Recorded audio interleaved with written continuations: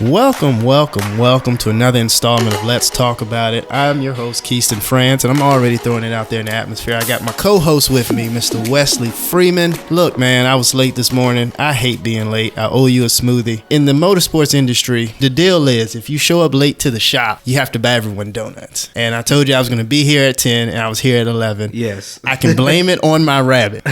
Because she got to running this morning and she didn't want to get in the car and travel with me. I'm sorry about it, man, but good Lord still provided a way for you to come on board here and yes, talk with me about some things that's going on in the world and how we can correlate that with the Word of God and try to minister some good news out here to some folks. So thanks, man. Oh, yeah, man, most definitely. And one, thank you for coming to my humble abode, man. We welcomed you with open arms as always, man, and you're always welcome here. We've been in transition with me moving from Charlotte to Greensboro to do ministry and things of that nature, and we just haven't had time to really sit and talk with our busy schedule. So thank God for this moment, man. He's gonna do some big things with this. He is. He's already doing it, man. And so I feel like I know a lot about you. Mm-hmm. We went to school together. We went to A&T together, not Yes. high school. But I want you to tell the listeners, people all over the world that do not know you, introduce them to Wesley Freeman. Okay. My name is Wesley Freeman. I am from Greensboro, North Kakalaki. If you don't know what that is, that's North Carolina. I am a huge fan of the Carolina Panthers. I went to North Carolina A&T State University. And graduated with a bachelor's in applied engineering technology.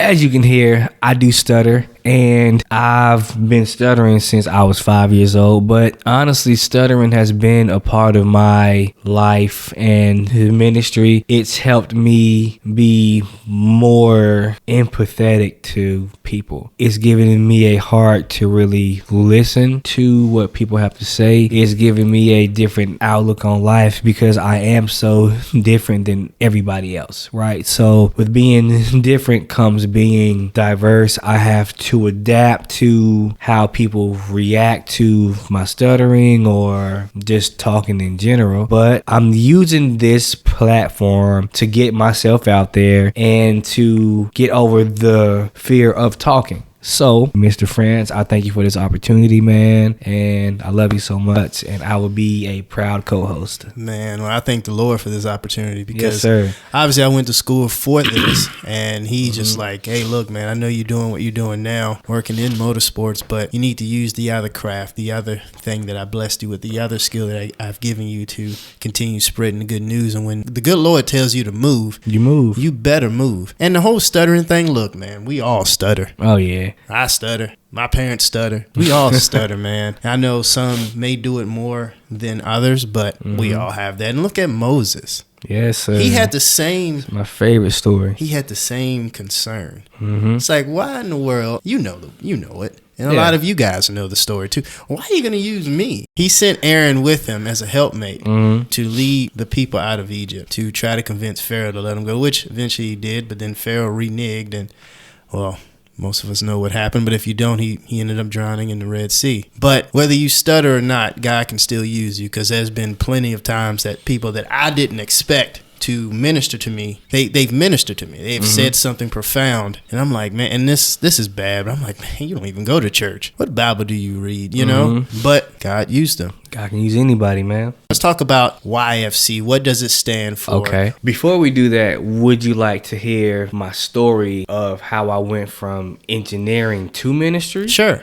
Long story short, I went to school for engineering, and after school, I went straight into corporate a week after. I loved it for about 3 years, and then I heard God's call to ministry. All that I knew was I want to work with kids and I want to do ministry. I didn't know how. I didn't know where to go. I didn't know who to talk to even guide me down that route of who to talk to and where to go. And I quit my job on faith, man. I was making a good amount of money. And when God called me to the ministry, it took me 2 years to quit. after he had called me. So during those 2 years, God is like, all right, man, look, I've been calling you for 2 years straight. You're ignoring me. I'm going to start to push you out, right? So trial after trial after trial came in the field of engineering, right? And I'm like, man, this money is too good to leave, Lord. You know what I mean? I can't go. But as long as I stayed in there, he pushed me and he pushed me and he pushed me until I just couldn't take it anymore. And on Easter of 2022, I quit. And when I quit, man, I broke down crying at my laptop. When I wrote up that 2 weeks letter, sent it in, I instantly started crying. So I knew that was what he was calling me to do, right? So also, this huge weight felt like it was just lifted off of me instantly, man. And it was an amazing feeling, right? So fast forward 2 months, we moved from Charlotte back to Greensboro. We have our beautiful little daughter, Journey, or she's on the way. Let's say that. Right. So she's on the way. I'm coming home without a job. And you know, right. Mama Freeman don't take no mess when it comes to her son and her engineering roles, right? So I tell her it's just not good. Like, I'm getting so much pushback on why did you leave? And I'm trying to explain, like, God has called me to this. And, you know, the spiritual warfare instantly starts as soon as I'm home. And I'm like, it doesn't stop, it seems like sometimes. And it's like, wow, why am I going through this already? I just got home and I'm going through trial after trial after trial. But I have to remember, Jesus went through the same thing. He said a prophet is not welcome in his own hometown. Yeah. Because the people that knew him were like, oh, isn't that Mary's boy? Isn't that the carpenter? Isn't that this or that, right? I went through the exact same thing and had to overcome all of the labels that were put on me as soon as I came back home. Isn't he Annette's son? Isn't he Wesley's son? Isn't he the engineer, the singer, you know, the guy that did this, and this right. in his past life? So I got an interview with this company called You for Christ, and they've been in Greensboro for 75 years. How important is it to get to the youth, get to them young? Oh, the youth are our future, man. So you see all of the negative influences that youth have. Like, for example, when I started ministry, I started to look at just rap concerts, right? And just see the influence that the enemy, right, has on these kids. And I'm like, man, all of these rap stars and people of negative influence, not really representing God, right. have this huge following of young people. And they try to live out that same lifestyle. I'm seeing that as like, doggone, I got that to compete with right there. You know why that is, I feel? It's because the Miley Cyruses and the Lady Gagas, which I listen to their music too. It's not even the Miley Cyruses. But I'm giving Kodak Blacks and the Futures. I'm just using examples. Yeah. You know, their message that they're delivering is coming truly from the heart. Yeah. And I feel like a lot of times in the church, people are turned away from being judged, and the message is not truly being delivered from the heart. The heart posture is incorrect.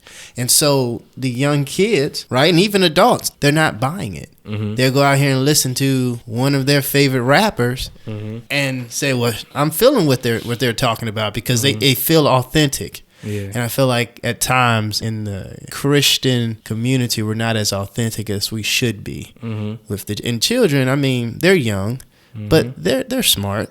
Very. We were having a conversation. They're not dumb. I mean, they sometimes understand things a lot better than adults, and so they'll pick up on stuff. Oh yeah, most definitely. I just feel like that's like a point I think that we miss. Good point. As Christians, and why they want to gravitate more towards the world. I mean, let's look at not going against contemporary music, but versus quartet music. You know, quartet is your hard-nosed, foot-stumping, hand-clapping. Yes, sir. What the slaves, I should say, came up on. Contemporary music, that style of music can bless us in the same way, but you can play it on your rap stations. You can play it on, in the, I ain't gonna say the club, never mind, I ain't gonna do all that, but it's universal. Yeah. Whereas quartet, out in the Richmond area, you can't play it on 106.5 or, I don't know the rap station here. What is 102. 102.1, yeah. Right. Definitely not. But you can play some Kirk Franklin Stunt, which seems like at every hip-hop party, that's the only gospel song they know. That is very true. But, I mean, at least they know one of them. Or Mary Mary. Mary Mary. You can't do that with the gospel legends. You can't do it. Well, maybe Lee Williams. I don't know. Mighty Clouds of Joy had their run at one point, but you don't hear them. Not no every Keith Wonderboy Johnson. Not Keith Wonderboy. Bless his soul, man. That one hurt. That one hurt me, man. Yeah, it definitely did. But my point is, it's relatable, and so it attracts more folks. And since you said relatable, when has the church ever focused on relationships with their flock? How often? How often has, in today's times, right? So we know at our old country small church that we, grew up at, the pastor after every service was where? At the back of the church. Yeah. Saying goodbye to everybody as they walked out, right? Yeah. Giving hugs. Now, you see them at the front, they preach their word, and they're gone. Yeah. Right. So, how do you feel about people that were raised in the church, right? Knew all the scriptures, knew the structure of every Christian principle, right? But still decided to swing the other way. Although... Like fully. Yes, fully. Although the word has been planted in them since you say all of that. What are your views on those type of people? Well, I like to ask questions, man. Well, the answer to that question isn't hard for me because I can't throw a stone. Yeah, nobody at all. I feel at times kids or adults that end up doing that, they're pressured too hard. Like I say, like a preacher's kid that just completely like, nah, screw that. I ain't messing with it. Right. Because it was just pounded into them. Not saying that's completely a bad thing, but it can wear someone out.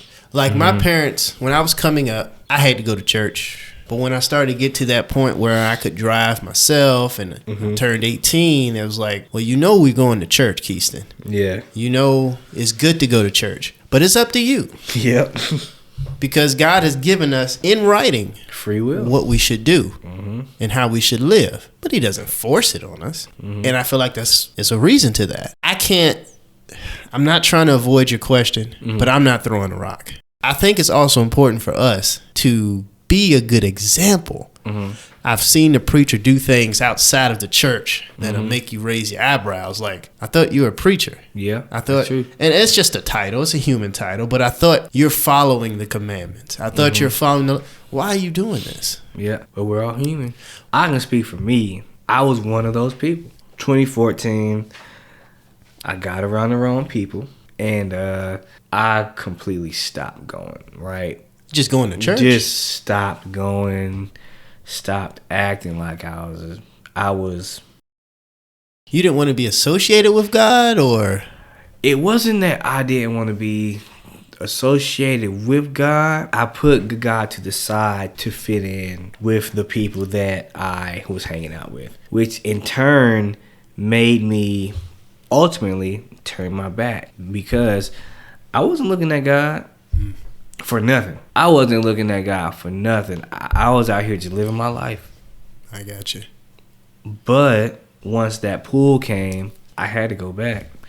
Yeah. And a certain situation happened to make me go back. And that's when I almost lost my life. Jiho. Homecoming, know what I mean? You know how it is. Jiho 2014 was a dangerous event for me, right? Okay. So I was just getting on campus, man. You was just getting on campus. Yeah. I was out there turning up. You know what I mean? So, like you said, I can't throw stone because I've been one of those people. So, with that being said, to our listeners, we have to give grace where grace is due. And I feel like as Christians or as just as of people in general, we forget to do that. We lose so many people by not giving grace when God, his mercies are new every single day. Every single day. Every single day. There were times where I shouldn't even be on this earth, bro. For real. For real. So many of us have those stories. And if we want to be completely dog real, drug use. Yeah. Right? Addictions to things that I shouldn't be addicted to. Fast living, fast lifestyles. God had his hand on me the whole time. So when I see somebody else out here living that same lifestyle, and I know that they know who God is, I have to meet them where they are to make sure that they don't go down that road that I went down, or it's too late. Yeah, and it's biblical as well that we hold each other accountable and we keep each other together. That's how you know, like how you was telling me how he pulled you back in. He's pulled me back in. That's how you know that we're still in God's will and we're his child. He created us all. He loves us all. He stands at the door and knock. Yeah. We got to be the ones to open it. That's facts. But not everyone wants to live in his will, and so he lets them do what they need to do. But for the ones who have said, yes, I'm with you, he doesn't let us get too far astray. Coming up, I've had issues with people getting paid in the church. Now, tithes and offerings, right? We should give because let's just look at it, right? The church is a building and they have to keep the lights on. You don't have to give everything because you got to pay for your lights and your bills, and God understands that. So, but giving, that's understandable, right? You know, the 10%, you hear about that in the word. But we should give back, especially to a ministry that has given so much to you and to a God that gives to you every day, gives you life. Mom and dad might get you a pair of shoes, a new bike, or a car, but God gives you life. Yeah. So why not help give back to the church to keep it up? You go to the strip club, they don't want your love. They want your money. And that keeps the club going, right? That's true. What is the difference, people? I have gaming consoles that I bought from GameStop. I'm keeping their lights on. Anyway, I always felt if you're in the church, right, your payment is eternal life. You shouldn't be making a living off of the church. Okay. However, God could still be blessing you through doing his work.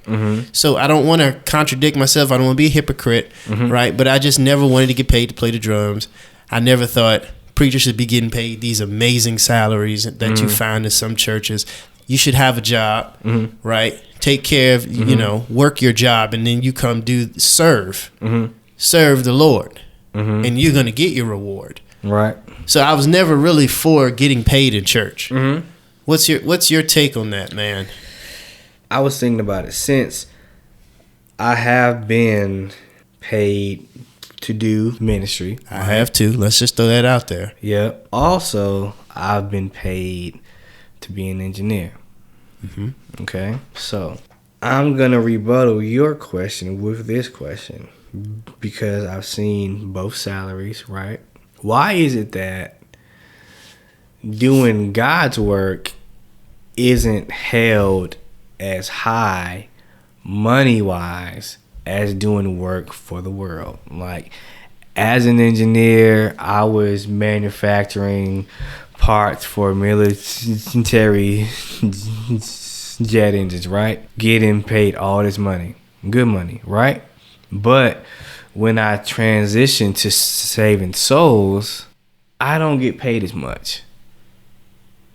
So why is it that when it comes to doing God's work, it's not held highly as doing work for the world? I have an issue with that. But to answer your question, I feel like when it comes to the church, back in the day when we were raised up in, right, we were taught that you serve. You don't get paid to serve the church, right? But as times change, church has become a business. Now you see all of the T.D. Jakes, the Michael Todds, Stephen Furticks, all of the Creflo Dollars, right? People like that of huge influence who are making these big salaries, as you say, right? But when I watch their sermons or anything like that, I don't get what I get from a little old Baptist church, that's just been family owned. Today's people don't do things for free like they used to. They don't do it for the love of the church. They don't do it for, I just want to serve God, Now it's like, okay, how can I help you help me? That's kind of the attitude that I see when it comes to people working in the church full time, in a sense. But it depends on their heart posture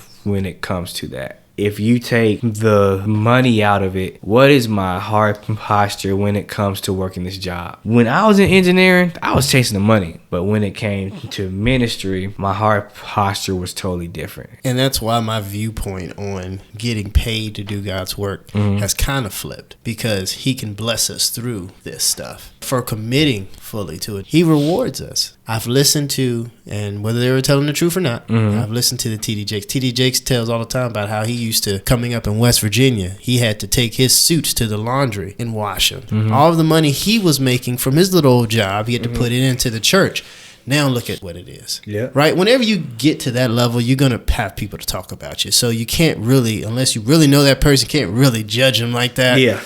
But he's told that testimony multiple times. Furtick has said that when he first started his church, nobody would help him. He was in the basement of his house. Now, that's video footage of this.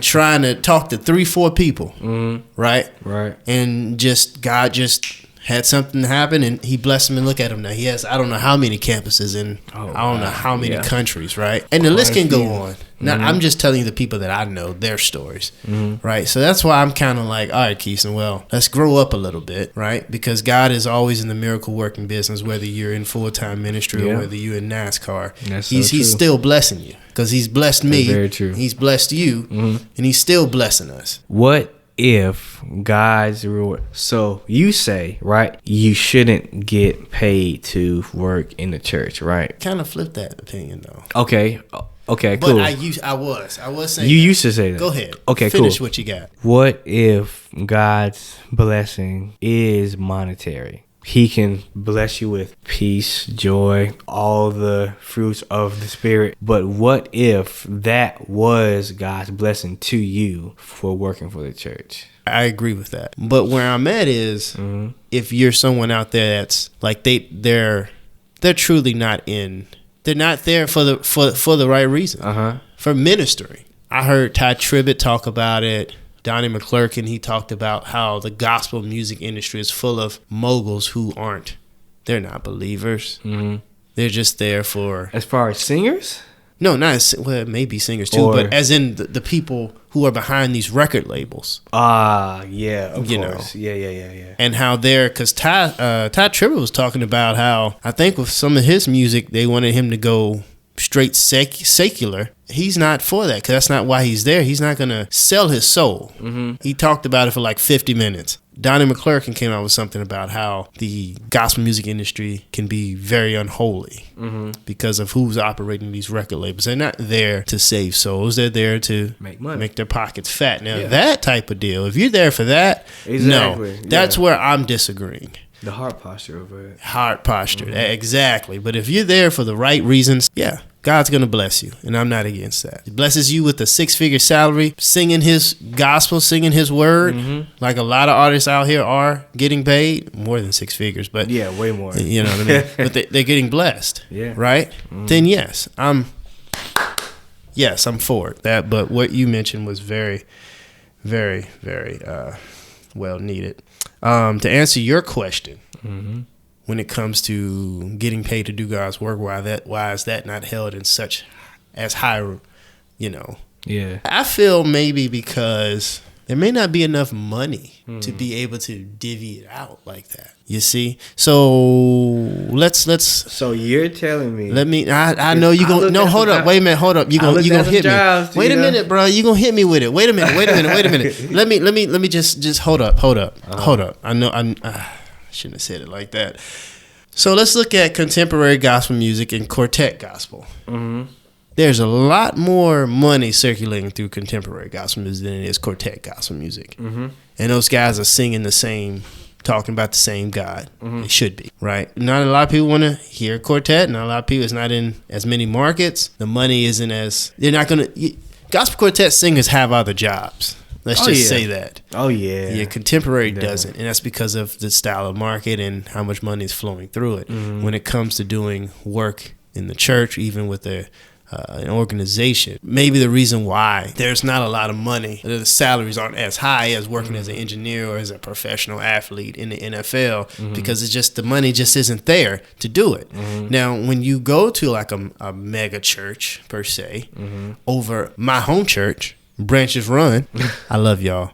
I'm just saying, old country church, he got the faithful few. That's true. As opposed to the millions watching. That's I'm not going to, I get $75 a Sunday to play the drums at Branches Run, as opposed to if I was over at Elevation, possibly getting $1,500 a week. A whole salary worth. Right? But it's more flowing through. Got you. Yeah. And so that's why I feel like it's such a huge fluctuation and it's not consistent when it comes to, and maybe, like say in your viewpoint, it doesn't seem like it's being held as high of a revenue, but if you can't afford it, you just can't afford it. I agree. More money usually equates to harder jobs, right? What do you mean harder? As in harder to get or harder to do? Harder to do. More money comes with more responsibilities, right? Mm-hmm. So you're telling me that saving the soul, casting out demons, preaching the word, doing all of the spiritual things, right, which is way harder than doing natural tasks, it's tough, right? It's tough. Isn't valued more money-wise if we think about it like that. Yeah, but can it be afforded in like certain, let's just look at certain organizations, certain churches and stuff like that. Like, okay, let me put it to you this way. I've been changing tires for it. Be going in my 5th season, right? Been paid pretty well now. But when I first started, I was doing the same job for an organization that wasn't as big, as massive. And it was really pennies. Literally, I made more one weekend in Cracker Barrel than I did doing a race. Oh, man. But it's the same task, the same stress on my body. It's the same tough job. Yeah. I'm getting paid pennies, but they couldn't afford. Okay. So that's the small church. Yeah. Right? Nothing against that, though. But that's the smaller church as opposed to now where I'm at. Yeah. Right? That's fair. That's my mega church. I kind of liked what we chopped up here. I have so much to talk about with you. We have so much to talk about, man. Wesley, we said some good stuff, and I pray that it has blessed you all and has encouraged you all. Just like it has encouraged me, my brother Wesley. And, man, you got anything else you want to say, Mr. Freeman? I just want to say thank you to our listeners. I want to say thank you for your dedication to listening to Keiston and his podcast. Keiston has been pushing out content for as long as I can remember. I remember when you brought it up, and I was like, dude, go for it. Go for it. And I am proud of you seeing how fast this has grown. I am proud of you in all of your endeavors throughout life. I've known you from that NASCAR where you were getting paid $100 a week. Now you're at what God has got you at right now. And it just gives me hope knowing where I am right now and where God is going to take me with this ministry or whatever he wants me to do. So thank you for being that light to look at during a dark time. Let's just be honest. And we feed off of each other. And we definitely feed off of each other. Because I'm telling you, you've blessed me as well. You've kept me straight when I wasn't walking straight at times. I ain't going to say it's been often, but it's just we've kept each other accountable, and you have been a perfect example in many ways that you may or may not see. Thank you. I appreciate it. As a husband and now a father. Yes. The baby J. And so trust me that you're walking it like you're talking it, and I'm gonna try to do the same. But as I guess preach on every one of these episodes, mainly keep the faith. God would not fail you. I promise you. If you keep the faith in Him, people. I got fired. You know the story by now. I was fired. Didn't have a job. Didn't know where I was going, what I was doing. I gave it to Him. I kept the faith. Faith is the substance of things hoped for and the evidence of things not yet seen. Hebrews 11:1. Keep that in the back of your mind, beautiful people. Love you. Be blessed. Thanks for tuning in. And you coming up to that mic, Wes. What you got, man? Love y'all so much. I love y'all. Can't wait to talk. Thanks for tuning in.